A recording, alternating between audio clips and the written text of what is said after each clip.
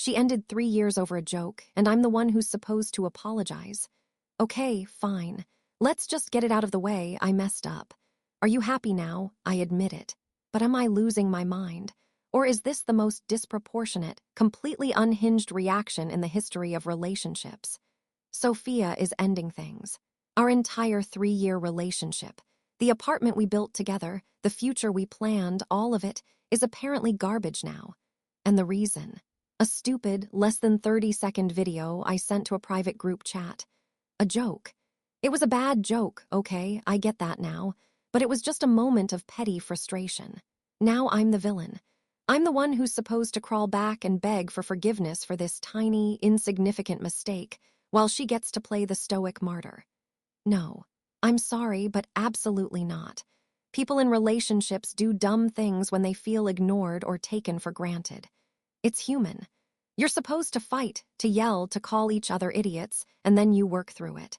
You don't just light a match and burn the whole house down because you found a crack in the wall. She's always been like this, a little too rigid, a little too serious about every little thing. I used to find her high principles charming, but this is a whole other level of insanity. So yeah, I screwed up, but she's the one being cruel. Someone please tell me I'm not the crazy one here. I loved Sophia. I think I still do. My brain is such a scrambled mess right now it's hard to tell. Our worlds were just so fundamentally different. She's a university archivist, for God's sake. She spends her days surrounded by dusty papers and forgotten histories, treating every brittle document with an intense, almost sacred reverence. I'm a senior marketing manager for a fast fashion brand. My world is about metrics, engagement, and the next big, flashy campaign designed to be forgotten in 6 weeks. I'd come home buzzing with nervous energy, talking about a viral video or a killer new slogan, and she'd be quietly reading a 19th century diary, looking at me with this gentle, patient expression that sometimes felt a lot like pity. She was supposed to be my anchor, my calm in the storm, but over time, that calmness began to feel less like a rock and more like a wall, impenetrable and quietly judging everything loud and modern about me. And nothing embodied that suffocating, silent judgment more than the necklace. It wasn't much to look at. A small, stubbornly unshiny silver locket on a delicate, thin chain, so fine you worried it might snap if you breathed on it wrong. The clasp was worn smooth from a century of use. It was the kind of thing you'd pass over in a thrift store without a second glance, dismissing it as costume jewelry. But to her, it was the crown jewels. It had belonged to her grandmother, a Holocaust survivor.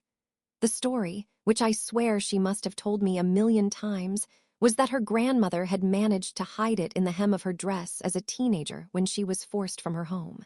It was the only tangible thing she had left of her family, her past, her entire world before it was systematically destroyed.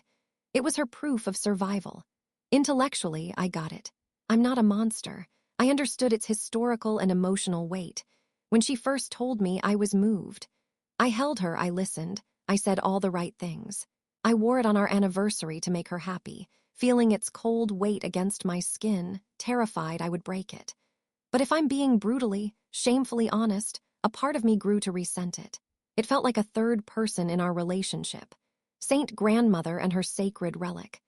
My successes, my promotions, the expensive, beautiful gifts I loved to surprise her with, a designer bag, a weekend getaway, they all felt so cheap and superficial next to it. It was like I could never give her anything that would ever measure up to this one, tragic, priceless thing. She'd hold it when she was stressed, her thumb rubbing the worn surface, and I'd feel like a complete outsider in her private grief. She'd say, "It's not about the monetary value, Serena, it's about the story it holds." And I'd smile and say, "Of course, baby." But deep down, where I never let anyone see, a bitter little voice would always whisper, "Yeah, but it's still just a piece of old metal keeping you stuck in the past." So, yesterday was the big day. I'd been working for months, pulling 12-hour days and surviving on caffeine and adrenaline, all for this one pitch. It was for a huge new client, a sustainable luxury brand that was a perfect fit for our portfolio. It was high stakes, the kind of career-defining account that gets you a promotion, a fat bonus, and your picture in the company newsletter. The pressure was immense, but I nailed it. The presentation went flawlessly. My boss, who never cracks a smile, pulled me aside afterward, beaming, and told me the client was exceptionally impressed and that an offer was imminent. I was euphoric. I walked out of that boardroom feeling 10 feet tall, like I could finally breathe after holding my breath for half a year. The very first thing I did, before even telling my own mother, was text Sophia. I killed it. We got them. The client is basically ours. Champagne tonight, my treat, wear something amazing. I sent it at 3:15 p.m., my thumb shaking with excitement. Then I went out for a much-needed celebratory drink with my team. At 4:30, after my second glass of Prosecco, I checked my phone. Nothing. Not even a like on the message. I sent a follow-up, trying to keep it light. Hello, Earth to my biggest supporter. You're supposed to be cheering for me. Let me know you're alive. By 6 p.m., the euphoria had completely evaporated, leaving a cold, bitter residue of irritation. My team had dispersed, patting me on the back and telling me to go celebrate. I was left sitting alone at the bar, nursing a third drink and aimlessly scrolling through Instagram. Still nothing from her. I knew exactly where she was. In the climate-controlled silence of the university archives, probably hunched over some dead industrialist's letters, completely oblivious to my triumph. It felt more than just dismissive. It felt like a judgment. Like my world, my huge, career-defining win, was just a noisy, frivolous distraction from her important, silent work with the past. That's when the ugly, petty part of my brain took over. It was a childish impulse, I know that. A stupid, bratty need to get a reaction, to poke the bear, to do something that would force her to look up from her dusty papers and pay attention to me. I paid my tab, got in my car, and drove to her apartment. I have a key, fueled by a weird mix of anger and self-pity. I let myself in. The apartment was quiet and still, smelling faintly of old books and lavender. And there it was, on her dresser, lying on a small square of black velvet like a holy relic on an altar. The necklace, seeing it sitting there, so revered and precious, just pushed a button. It became the symbol of everything I was feeling, of being ignored, of feeling unimportant. I grabbed it, the cool metal feeling insignificant in my hand. I opened up my private group chat with my 3 best friends, the girls who get my brand of humor, and hit record. I put on this exaggerated, mocking, valley girl voice, dangling the necklace in front of the camera. "Hey girls, check out Sophia's famous family heirloom," I said, rolling my eyes dramatically.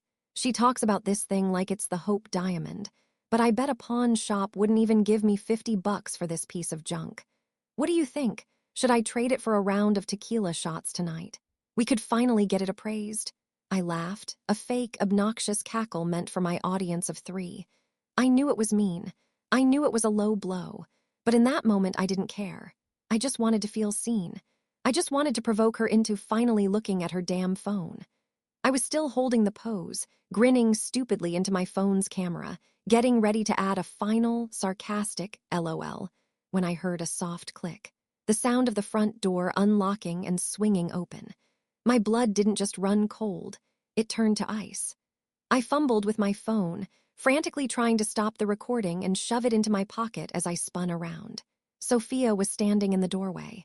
She wasn't holding groceries or her work tote. Her hands were empty. She must have gotten my messages, felt bad, and come straight home. For a split second, a wave of relief washed over me, immediately followed by a tsunami of pure panic. Her eyes weren't on my face, not at first. They were fixed on my hand, the one still clutching the silver locket, dangling it carelessly from its chain. My heart hammered against my ribs so hard I could feel it in my throat. The silence in the room was absolute, a vacuum where all sound had ceased to exist.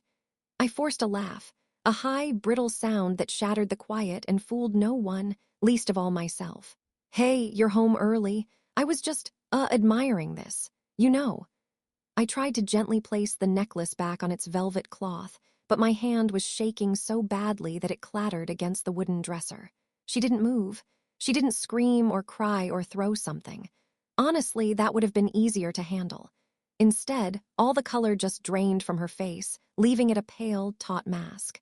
She looked at me, and her expression was one of profound, devastating clarity, as if a fog she'd been living in for years had suddenly lifted. and she was seeing me for the very first time, and she was horrified by what she saw. "You weren't admiring it," she said. Her voice was terrifyingly calm, without a single tremor. It was the voice she used at work when describing a historical fact. Flat, final. "You were mocking it. It wasn't a question. It was a verdict." "What? No, baby, I was just being silly. I was sending a goofy video to Amber and the girls," I stammered, my brain scrambling for a plausible lie, a way to rewind the last 5 minutes. "It was a joke. A stupid, terrible joke, that's all. I was just trying to get your attention." She took a slow, deliberate step into the room, her eyes never leaving mine. They looked dark, ancient. "For 3 years," she said, her voice low and steady, "I have listened to you subtly dismiss everything that matters to me. My work is dusty. My hobbies are quaint. My family history is heavy. I always made excuses for you. I told myself I was being too sensitive, that you didn't mean it, that it was just your way." She took another step, closing the distance between us. "But this isn't a joke, Serena. This is the truth. The ugly, spiteful truth you've kept hidden behind a smile. You finally just said it out loud. You think it's junk." She stopped right in front of me and held out her hand, palm up. It wasn't a request. It was a command. "Give me the necklace. Then get your things and leave my apartment." For the next hour, I was a ghost haunting the ruins of my own life. Sophia didn't say another word to me.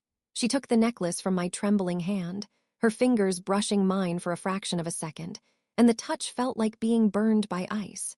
She walked to her bedside table, placed it carefully inside a small, dark wooden box, a box I'd never seen before, and closed the lid with a soft, final click. Then she went into the living room, sat down on the sofa with her back to the bedroom where I stood frozen, and stared out the window. A silent, immovable wall of judgment. I tried everything in my arsenal. First, the frantic apology. "Baby, I am so sorry. It was the stupidest, most disgusting thing I've ever done. I don't know what I was thinking." Nothing. Then the tears. Real, hot, panicked tears streaming down my face as I pleaded. "Please don't do this. Please, Sophia, just talk to me. Yell at me, scream at me. Anything is better than this silence." Still nothing. She didn't even flinch. I tried to explain, to rationalize my behavior, hoping logic would break through where emotion had failed. "I was just so desperate for your attention. I had this huge win at work, and I felt like you didn't care, and my ego got the best of me. It wasn't about you, it was about me being an idiot." It was like talking to stone. She just sat there, a silhouette against the dying light, and let my words dissolve into the oppressive quiet of the room. Eventually, defeated, I gave up. I packed a duffel bag in a complete daze, my movements clumsy and loud in the crushing silence. I grabbed clothes at random, my toothbrush, my laptop. Every familiar object felt alien in my hands. When I finally zipped the bag, the sound was like a gunshot. I walked to the door, my feet feeling like lead, and made one last, desperate attempt. "Sophia, please," I whispered, my voice cracking. "Don't throw 3 years away over one stupid mistake." She finally turned her head, just enough so I could see her profile. There were no tears on her face, just a profound, hollowed-out exhaustion, as if she'd been fighting a battle for years and had just surrendered. "It wasn't one mistake, Serena," she said, her voice raspy and unfamiliar. "It was just the last one." The click of the door closing behind me was the loudest sound I'd ever heard.